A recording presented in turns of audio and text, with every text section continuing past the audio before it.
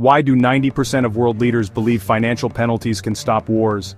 The idea is that by hitting a nation's economy hard enough, it can force leaders to reconsider their aggressive actions.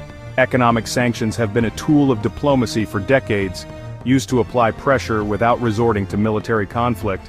The theory is that when a country's financial stability is threatened, it will be more likely to come to the negotiating table.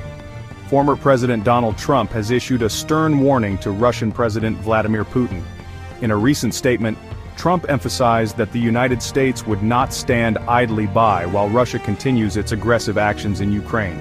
He made it clear that the consequences for Russia could be severe if they do not change their course.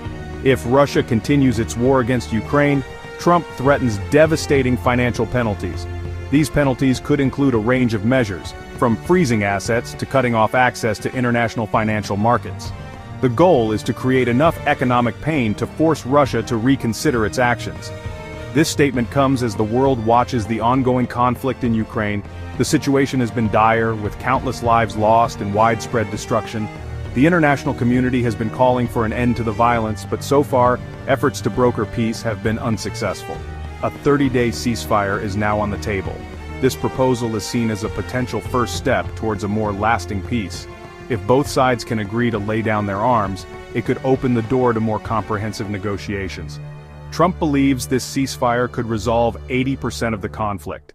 He argues that a temporary halt in fighting would allow for humanitarian aid to reach those in need and create a more conducive environment for peace talks. However, Putin has set preconditions, including addressing the conflict's root causes.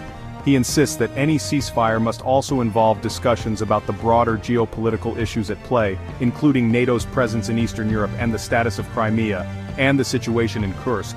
This region has been a flashpoint in the conflict, with both sides accusing each other of provocations. Resolving the issues in Kursk could be key to a broader peace agreement.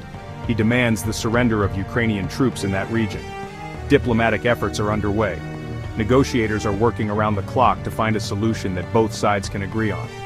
Trump's special envoy, Steve Witkoff, is scheduled to meet with Putin in Moscow.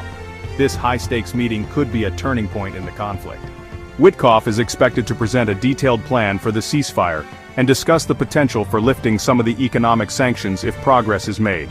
To discuss the ceasefire proposal, both sides are under pressure to make concessions, but the path to peace is fraught with challenges. A phone call between Trump and Putin is also a possibility. Direct communication between the two leaders could help to break the deadlock and move the negotiations forward. Putin has expressed gratitude towards Trump for his attention to the Ukraine settlement. This acknowledgement